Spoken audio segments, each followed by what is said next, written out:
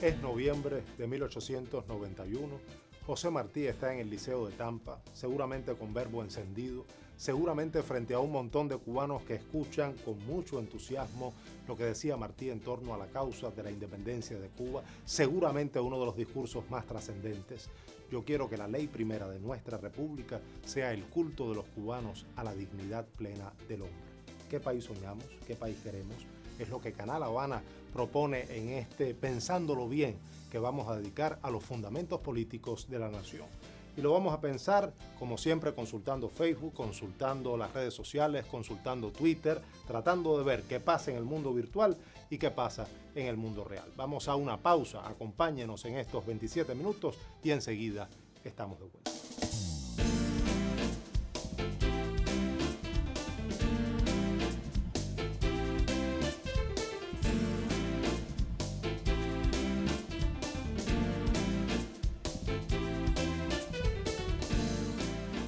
Ya estamos en el estudio con nuestros invitados.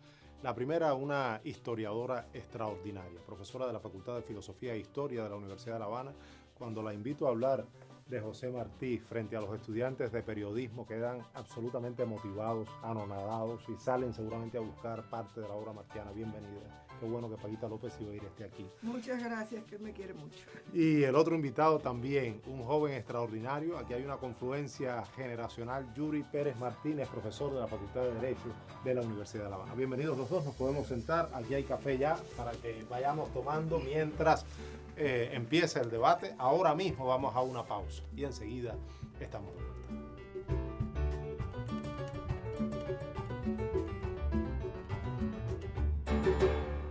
Y ya estamos aquí en el estudio para intentar estar pensándolo bien, los temas que tienen que ver con la reforma constitucional. Hoy, como le decía al principio, dedicado el programa a los fundamentos políticos de la nación. Y la primera pregunta, Paquita, tiene que ver justamente con la tradición jurídica en Cuba. En el 68 estallan las guerras de independencia y en el 69, en la Constitución de Guaymaro, ya nos estábamos preocupando por organizar un país. ¿Por qué?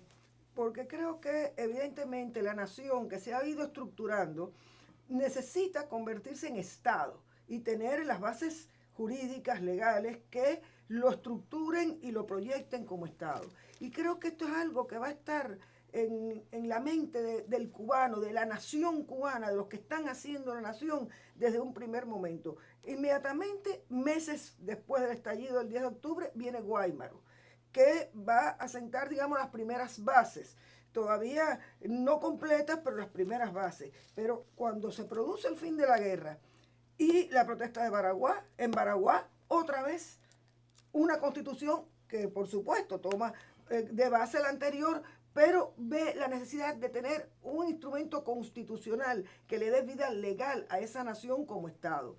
Estalla la guerra después del 95 y meses después, en febrero estalla, en septiembre otra vez Asamblea Constituyente, Constitución de Jimaguayú. Y bueno, cumpliendo lo que decía la Constitución, a los 2 años se hace la yaya. Es decir, la propia mambisada, la propia épica mambisa genera una tradición constitucional que es el sentido de tener un Estado con virtudes y defectos, con contradicciones, como Martí decía, y me gustaría ir a Martí en esto, porque él recordaba ya en el 1880, cómo en ese tiempo de la guerra de los 10 años, él dice que en aquel momento, en oriente y centro de la isla, los niños nacieron, las mujeres se casaron, los hombres vivieron y murieron, los criminales fueron castigados y erigidos pueblos enteros, etc.,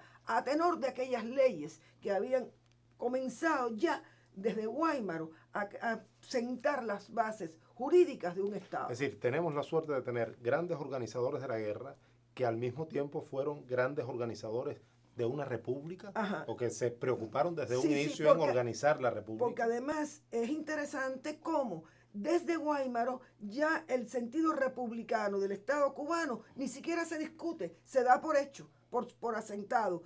En Jimaguayú ya sí se dice que sería república y en la Yaya se le da el nombre República de Cuba. Pero es que de hecho en todos esos textos se habla de la República de Cuba como algo asentado y algo que ya está en la cultura del cubano como el Estado a que se aspira.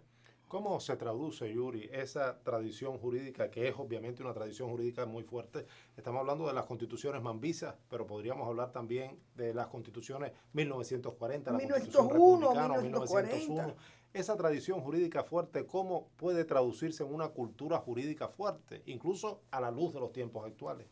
Yo creo que es un tema muy polémico desde el punto de vista, una cosa es el conocimiento, la instrucción, la enseñanza que uno pueda tener de la historia y por supuesto el estudio de las constituciones mambisas, de las constituciones a partir de la República 1901, 1940 y otros en el intermedio.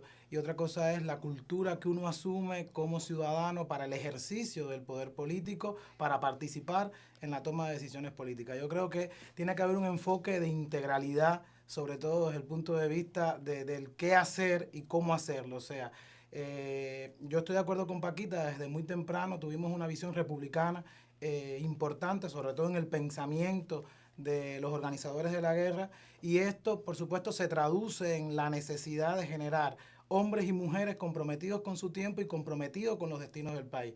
De cara al proceso en el que estamos viviendo, que es el proceso deliberativo dentro de la reforma constitucional, yo creo que es significativo, sobre todo porque es necesario no solo tener una participación activa, sino también tener un conocimiento previo en función de poder participar. Martí decía que no puede votar en una constitución quien no sepa leer en ella, y eso significa mucho.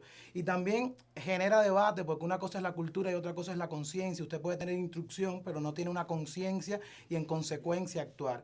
Por eso yo creo que el enfoque es un enfoque que tiene que ser integralidad. Incluso cuando nos preguntamos por cómo está la cultura jurídica, la cultura política jurídica, pues yo creo que no se pueden separar. Lo más interesante es ver que tenemos que llevarla, bueno, en cultura jurídica y política cualquier acción es insuficiente. Por tanto, lo que tenemos o lo que necesitamos es un enfoque de integralidad. Necesitamos ciudadanos que piensen, ciudadanos que participen en la toma de decisiones y ciudadanos que participen activamente. Este programa es una provocación. Eso de que necesitamos ciudadanos que piensen es también uno de nuestros propósitos, sumarnos al proceso de discusión que está aconteciendo por estos días en el país. Un minuto vamos a Adriana Robreño, que como siempre trata de pulsar los criterios, las opiniones que hay en el mundo virtual en torno a este tema, y enseguida regresamos al estudio para seguir conversando.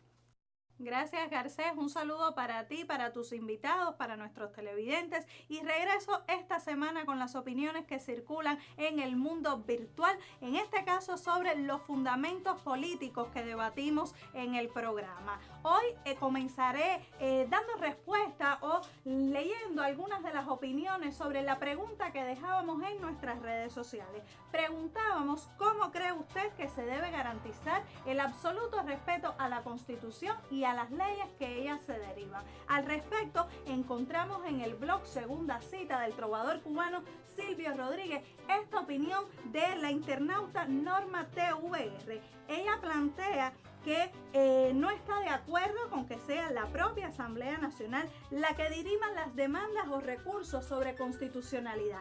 En primer lugar, porque en virtud de un principio general del derecho, según ella dice, nadie puede ir contra sus propios actos, y la Asamblea Nacional no podría ir en contra de la actuación y declarar nula una ley que ella misma promulgó en el caso que contraviniera algún precepto constitucional. Tampoco podría ser juez y parte. Esta es la opinión de esta internauta. Por su parte, Diana Padrón considera que debe existir un tribunal constitucional, o como se le quiera llamar, pero que su función sea velar porque no se produzcan violaciones a la Constitución. Esta opinión la recibimos en nuestro correo electrónico, que recuerdo que es pensandolovien@canalhabana.icrt.cu. Ahora quiero hablar sobre una duda que tienen las personas, y es en cuanto al significado del concepto Estado Socialista de Derecho, del que se va a discutir en este programa. Precisamente así lo plantea en el sitio digital Cuba Ahora Ernesto.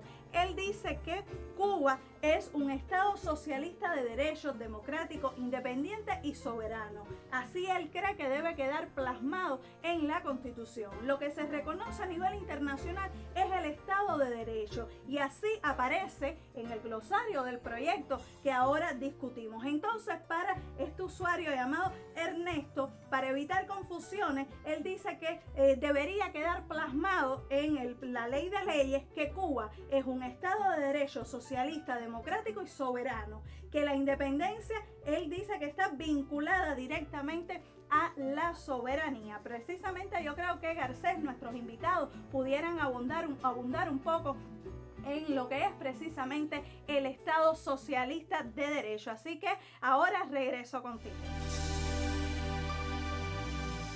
Gracias, Adriana. Estamos aquí en el estudio y hay una pregunta que lanza o opinión que tiene que ver con el Estado de Derecho. Aunque en la Constitución es Estado socialista de derecho. ¿Eso qué significa en la práctica? A ver, hay una precisión inicial.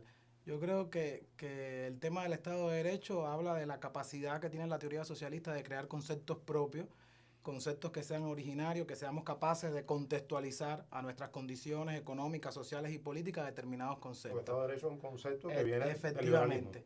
Y desde ese punto de vista, digamos, evitar determinados mimetismos y copias. El concepto de Estado de Derecho en sus orígenes tiene que ver, se remonta al Estado liberal, al liberalismo del siglo XIX y bien entrado, o sea, los primeros momentos del siglo XX, tiene que ver con el Estado de Derecho alemán, también está ligado con las orientaciones liberales del rule of law de anglosajón, con la teoría de la separación de poderes, también tiene que ver, digamos, con la legalidad como un principio heredado de la democrática Revolución Francesa, y todas estas son corrientes de pensamiento que se unen en una amalgama ideológica y que, digamos, el Estado sintetiza ese Estado de Derecho. Pero es expresión... Y lo nuestro hereda entonces lo que en la práctica socialista ha sido en términos constitucionales. Claro, la práctica socialista desconoce la teoría del Estado del Derecho. Incluso el debate no es nuevo. El debate, yo diría que cuando en determinados regímenes se pasa de un régimen anterior a un régimen democrático, el primer cuestionamiento que surge es ¿por qué hablar del Estado de Derecho? Y ese cuestionamiento viene precisamente de la izquierda. Una izquierda que establece de que, sinceramente, lo que más se le reprocha a ese Estado de Derecho, yo diría con razón, es que no logró en la práctica ser fiel a sus propios principios. Entonces estamos hablando de Estado socialista de derecho por primera vez en esta Estamos Constitución. hablando de Estado socialista de derecho por primera vez, sobre todo en el entendido de que el Estado socialista asume esa misión de querer precisamente la sumisión al derecho de todos los funcionarios y toda la sociedad en su conjunto. Vamos a hacer una pausa, te propongo, Yuri. Yo sé que hay ideas que necesitan ser complementadas en el próximo segmento. Vamos a hacer una pausa, irnos a la calle. Ahorita veíamos lo que la gente pensaba en las redes sociales. Vamos a ver lo que la gente piensa en la calle también, que en la calle se discute muchísimo en torno a la Constitución y luego regresamos para seguir conversando.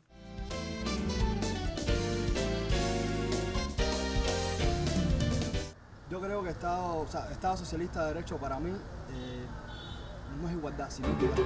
El partido como fuerza rectora de la sociedad lo que debe hacer es perfeccionar todo lo que, como dice el concepto de Fidel, de cambiar todo lo que tiene que ser cambiado.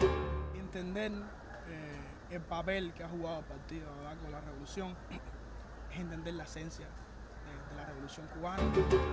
Un partido, la historia ha demostrado que es lo que funciona. Ahora, creo que funciona siempre y cuando ese partido contemple todas las, digamos, propuestas con lo que los ciudadanos tengan con respecto al país. Pensándolo bien, regresamos a este espacio que le propone Canal Habana para explicar el texto constitucional. Te interrumpí cuando me hablabas del Estado Socialista de Derecho como algo inédito, que no aparecía en la Constitución del 76, que aparece por primera vez y que tiene significado para este texto constitucional. Está claro. Yo quería decir dos elementos fundamentales. ¿De dónde viene? Que ya lo dijimos, el Estado liberal, del liberalismo, Estado liberal de derecho, y por supuesto, cómo se puede entender hoy en la Constitución. Yo creo que si al concepto lo liberamos, los despojamos del contexto capitalista, bien podríamos utilizar dentro de una sociedad democrática, por supuesto, con una transformación cualitativa y que tenga una eficacia en el socialismo. Claro, en la esencia, a lo que debe responder ese concepto es precisamente de evitar, digamos, limitar el poder, la responsabilidad de nuestros funcionarios y sobre todas las cosas, el entendido de que el derecho debe primar en una sociedad desde el punto de vista de que todos, sin distinción, tienen que someterse a el derecho y a la Constitución, a las leyes. Y en esa intención de buscar nuestras propias fórmulas también en términos políticos y una formación política que responda a nuestras necesidades, se discute el artículo 5, que tiene que ver con el partido único. Y yo le preguntaría a Paquita, ¿qué tiene que ver este artículo que acabo de mencionar con las lecciones políticas que ha dejado la historia de Cuba? Mira, creo que lo más importante en este sentido es ir hacia la mirada, hacia la unidad. Es decir, cómo históricamente los problemas de falta de unidad fueron factores fundamentales para las pérdidas de determinados procesos. Si vamos a la guerra de los 10 años, la falta de unidad fue, es decir, los problemas internos dentro de la revolución fueron factores esenciales. Y cuando entramos en el 95, el antecedente inmediato es el Partido Revolucionario Cubano de Martí. Entonces, yo quisiera en este sentido recordar el sentido. Cuando el primer artículo de las bases del Partido Revolucionario Cubano, Martí, que lo redactó, Absoluta de Cuba y Fomentar y Auxiliarle de Puerto Rico, es decir, ¿qué sentido se le da? El sentido de reunir todos los esfuerzos posibles. Y esto se insiste en el artículo tercero, por ejemplo, el Partido Revolucionario Cubano reunirá los elementos de revolución. Es decir, visto como un factor esencial de unidad para un propósito, el propósito de hacer la revolución. Y en este caso, bueno, cosas como el artículo 4 de las bases habla de cuál es el propósito, a qué nos queremos encaminar. Y entonces, en este sentido, es fundar en el ejercicio franco y cordial de las capacidades legítimas del hombre un pueblo nuevo y de sincera democracia. Me parece también muy importante. La palabra democracia, por cierto. Pero el calificativo es sincera. Ajá. Está y reunir todos los esfuerzos posibles. Está en las bases del partido. En las bases del partido. Aquí el artículo 5, y voy al texto constitucional, subraya, sustentado en su carácter democrático y la permanente vinculación con el pueblo. Hablamos por un lado de partido único y hablamos por un lado de reunir todos los esfuerzos posibles, porque en eso consiste la democracia. ¿Cómo se resuelve en la práctica? Discúlpame, pero en este sentido creo que precisamente entender esa unidad como unidad dentro de la propia diversidad.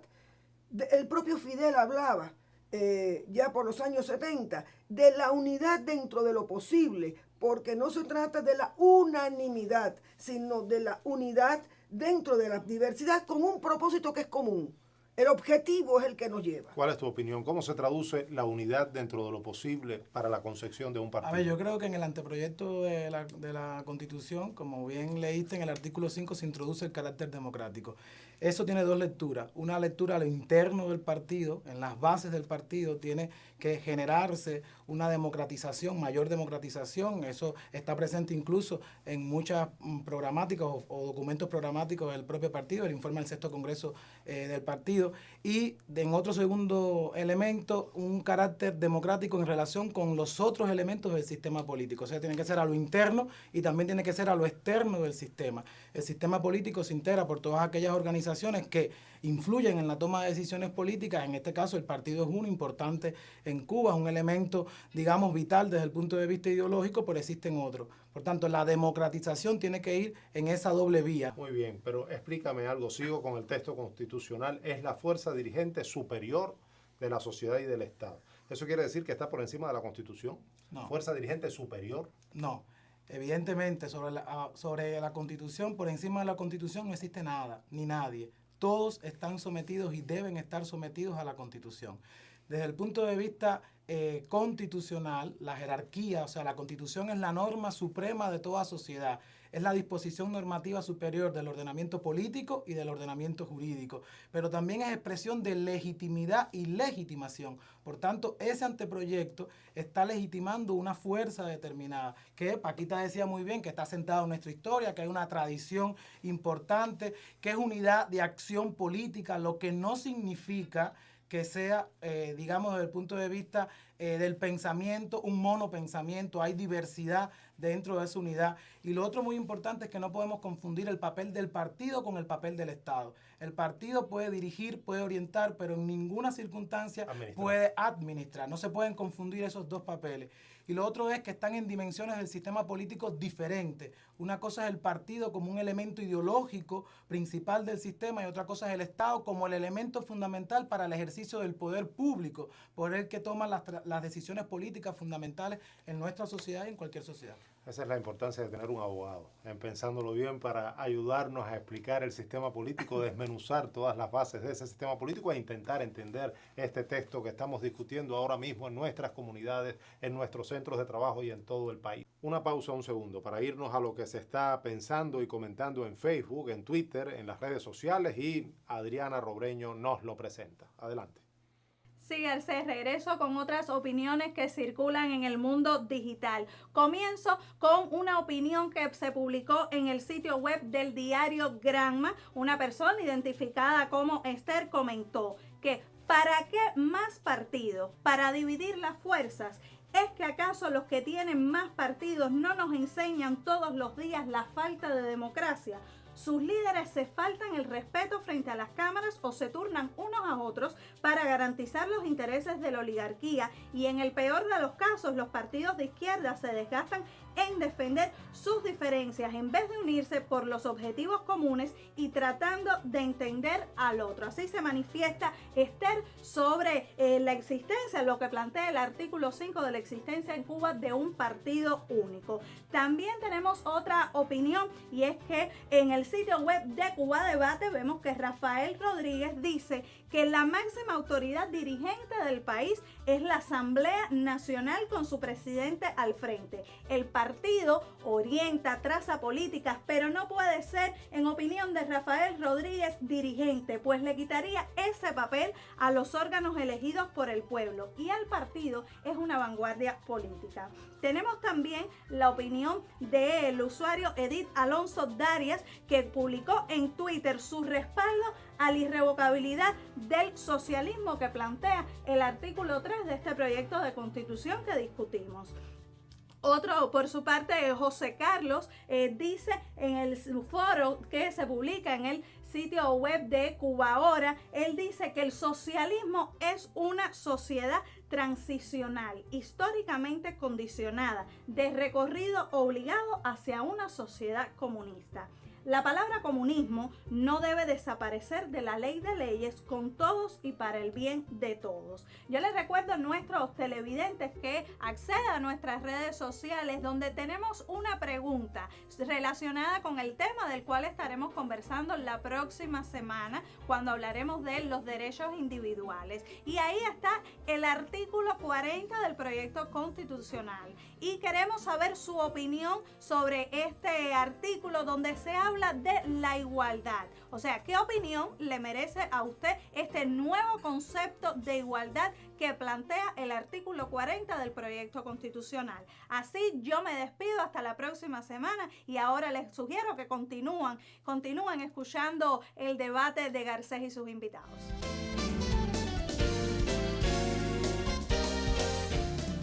Y les propongo que veamos ahora la opinión de uno de los pensadores más lúcidos en torno a la nacionalidad cubana, Eduardo Torres Cuevas, en declaraciones que ofreció a Pensándolo Bien en este espacio de Canal Habana. Siempre digo que las constituciones se deben a su época y a sus circunstancias. Yo pienso que la Constitución del 76 se debió también a su época histórica. Es el gran resumen de todo lo que se había logrado, es la conceptualización de muchos aspectos que no estaban conceptualizados, no estaban normados incluso, pero es también la época de la mayor relación política, ideológica y en todos los sentidos con la Unión Soviética y el campo socialista. Es lógico que esa relación tuviese presente a la hora de analizar el texto constitucional y tuviera también una influencia en ese texto constitucional. Después tienes las reformas que va a recibir esa constitución. Si me pones a comparar, yo te diría que todas son un ascenso en un sentido y un problema en otro sentido.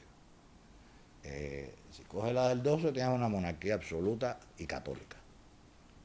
Si coges la de 1901, dando grandes saltos, tiene una república laica que reconoce los derechos que el pensamiento político y social del siglo XIX había llevado a cabo. Si coges la del 40, vas a tener una constitución que además de estos elementos que el 19 aportó, entra en conceptos ya más elaborados de las grandes doctrinas políticas de la época, fundamentalmente el marxismo-leninismo, que está ya presente ahí, donde no solo el Partido Socialista Popular es un factor importante, sino otros sectores que tienen que ver con pensamiento de izquierda, pensamiento avanzado. Si coges la del 76, estás ya ante un Estado socialista que no solo reconoce el derecho a, sino que ya te ha dado el derecho de. Y por tanto, ese es el punto para mí más importante a la hora de enfocar ese problema. Por eso yo creo que las reformas que va a recibir la Constitución nuestra fue como una mayor comprensión de nuestra verdadera y real situación. Un país que se queda solo. Me acuerdo que se habló en aquellos tiempos de la estrellita solitaria. Volvimos a hacer el lema con que se levantaron los hombres del 68. ¿Cuál era nuestra bandera? La de la estrella solitaria. Se reconoce el Estado ateo y sobre todo se reconoce la fuerza de la doctrina martiana. Es decir, si algo nos ha salvado, si algo ha sido el gran elemento aglutinador, y yo no diría no solo aglutinador, Martí siempre nos invitó a pensar. Nuestra Constitución ya reconoce y tiene su esencia martiana.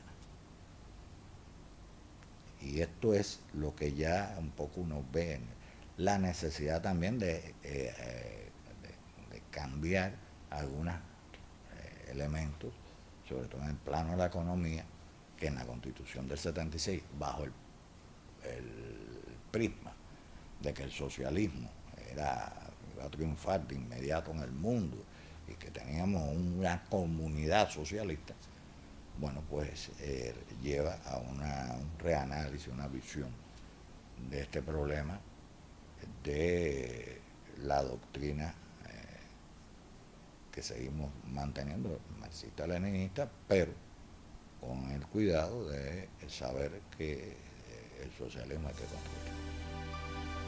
Y yo diría que la Constitución actual se trata justamente de colocar la visión del país en las circunstancias del siglo XXI, no ya las que tenemos, sino las que se pueden desarrollar en un futuro inmediato.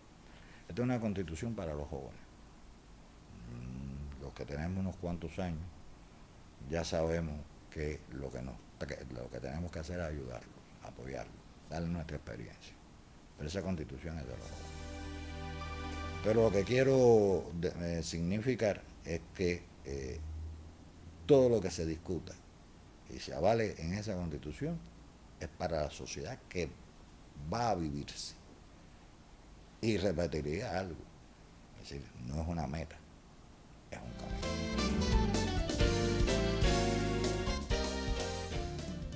Pablo Milanés decía que el tiempo es implacable. No lo dijo nunca pensando en la televisión, pero no me queda más remedio que adaptar su idea al tiempo que nos queda. Así que yo les propongo casi un ping-pong. Paquita, yo tengo que aprovechar que tengo una historiadora de tu calibre delante para preguntarte sobre la relación entre la Constitución y su época. ¿Hasta dónde la historia constitucional de este país refleja una correspondencia entre los textos constitucionales y sus épocas? ¿Tú crees que este texto constitucional responde a la complejidad de la época que vivimos? Mira, cada constitución efectivamente responde a su época. Las constituciones mambisas en tiempo de guerra por un Estado que se aspira a tener, repito, como dije hace un momento, con virtudes y con defectos. Bien, la Constitución del 1 en un país ocupado militarmente por Estados Unidos, una república por nacer que no se sabe qué situación va a tener todavía con respecto a Estados Unidos, donde también hay tendencias distintas, conservadores, liberales, en fin. La Constitución del 40, el nuevo pacto social, el nuevo pacto en las circunstancias que han seguido al proceso revolucionario de los años 30, con nuevas fuerzas emergentes, que evidentemente tienen que tener voz allí y plasmarse, al menos en principios. La del 76, la ruptura. La del 76 es ya la Constitución socialista pero con un campo socialista que estaba ahí. Es decir, también en otras circunstancias, diferentes a la circunstancia de hoy. Creo que la Constitución de hoy al menos tiene la intención de reflejar la Cuba que estamos viviendo hoy. Creo que también en los debates está saliendo muy a la luz, tanto en los centros de trabajo como en las comunidades. Ya yo he estado, tanto en mi CDR como en mi centro de trabajo, problemas, contradicciones, indefiniciones, que la gente quiere que estén, pero quiere que estén, creo que por dos cosas muy importantes, para que la Constitución sí sea realmente el instrumento de hoy hacia el futuro. Y también porque la gente quiere tener su voz puesta ahí, a partir de los problemas que la sociedad cubana de hoy nos está planteando y los retos que nos plantea. Y quisiera no dejar de recordar en este momento, y con esto termino, que Fidel nos alertó en el año 2005 que la revolución se puede perder por nosotros mismos. Entonces, ante esto, creo que justamente tenemos que blindarnos, pero desde nosotros mismos somos los que tenemos que preservar la revolución, y este es un momento capital. Paquita habla de la participación de la gente en el texto constitucional. Tú cerrabas el segmento anterior hablando de soberanía popular. El artículo 10 de la Constitución empieza así: en la República de Cuba la soberanía reside intransferiblemente en el pueblo, del cual dimana todo el poder del Estado. Ahora es el artículo 10, pero en el texto constitucional de 1976 era el artículo 3. ¿Por qué la diferencia? Teniendo en cuenta de que la soberanía es el principio cardinal sobre el cual se sustenta no solo el Estado, sino que se sustenta todo, digamos, el andamiaje sobre el que se levanta o que se da en esa superestructura que se levanta sobre la base económica determinada. Estar en el 10 no... Estar en el 1, en el 3, en el 4, en el 5, lo que hay es que ponerle en el lugar donde se merece. Y cuando uno habla de soberanía popular, cuando abre la Constitución, lo primero que tiene que ver, después de que somos un Estado democrático, que somos un Estado con todos y para el bien de todos, pues ¿dónde reside la soberanía? Porque ese es el sustento que ampara nuestra organización. Nunca me canso de decirlo, yo creo que el principal logro de este sistema no es ni la salud ni la educación, esos son logros importantes. El principal logro es el poder popular y tenemos que ser fieles a esa expresión. ¿Cómo nosotros vamos a garantizar o qué mecanismos de control pueden garantizar esto que dice el artículo 8? Todos los órganos del Estado, los directivos, los funcionarios y empleados tienen la obligación de observar estrictamente la legalidad socialista y velar por el respeto en la vida de toda la sociedad. Bueno, yo creo que eso es un elemento importante, es la legalidad. En derecho hay un principio que se conoce como principio de vinculación positiva, que implica que todos pueden actuar dentro del marco de sus competencias. Está en el actual artículo 10 constitucional, que ahí se quita dentro del límite de sus competencias. Yo creo, a mi juicio, que tiene que estar también, porque eso da la medida de que se puede hacer lo que está permitido. Eso limita la administración pública. Yo creo esa que fórmula de tribunales constitucionales, alguien lo mencionó en el primer programa que hicimos y ha salido por ahí en los debates. ¿Eso funciona en la práctica internacional? Yo creo, sí, en la práctica internacional sí funciona, sobre todo en un país donde está la división de poderes como uno de los principios de funcionamiento y organización del Estado. Yo creo que en Cuba, y la diferencia de esta constitución o la diferencia de este anteproyecto constitucional del vigente es que es un anteproyecto que aspira en ocasiones a generar una aplicabilidad directa. Si a mí me preguntan qué es lo más importante en una constitución, yo diría que es la supremacía constitucional y que la constitución se realice en sociedad. Por tanto, hay que establecer los mecanismos que puede estar en una sala de garantía dentro del Tribunal Supremo para que la gente pueda, digamos, luchar en función de cuando sus derechos han sido vulnerados. Y lo otro es que existen muchos mecanismos, tanto de participación directa como la rendición de cuentas y otros, que hablan de la necesidad de poner límites, digamos, a determinadas decisiones arbitrarias y, por supuesto, la necesidad de control popular. El problema que tiene un programa de debate es que empieza a ponerse bueno cuando se acaba. Y nosotros terminamos siempre este programa, o se va haciendo por lo menos un hábito, que pensemos en 3 palabras que sueñan un país y que conectan el país que soñamos con el proyecto de reforma constitucional. ¿Qué les viene a la mente si les pregunto sobre eso?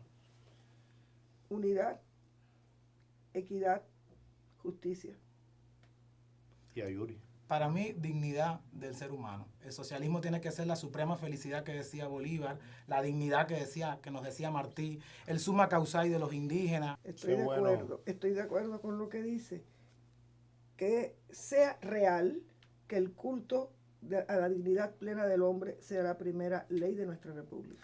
Bueno, yo les agradezco muchísimo por estar pensando bien todo lo que tiene que ver con los fundamentos políticos de la nación. Aquí ha estado José Martí, el pensamiento de José Martí y muchos de la gente que nos ayudó a concebir Cuba desde sus inicios, revoloteando en las preguntas y en las respuestas que han dado Martí decía mis que profesores pensar, invitados. Que pensar es servir. Pensar es servir. Por tanto, si pensamos bien, estamos siendo útiles y por tanto esto debe servir para algo. Gracias, Yuri. Gracias también a Paquita. Nosotros tenemos un encuentro todas las semanas en Canal Habana. Espero que lo recuerde, para desmenuzar el texto constitucional y para ayudar a acompañar las discusiones que están aconteciendo en los barrios, que están aconteciendo en los centros de trabajo, que está aconteciendo en toda Cuba en torno a la Constitución que someteremos dentro de algunos meses a referendo. La próxima semana volvemos. Ya sabe usted que si tenemos las opiniones de ustedes, nosotros no solo lo estaremos pensando bien, sino que intentaremos pensarlo mejor. Hasta dentro de 7 días.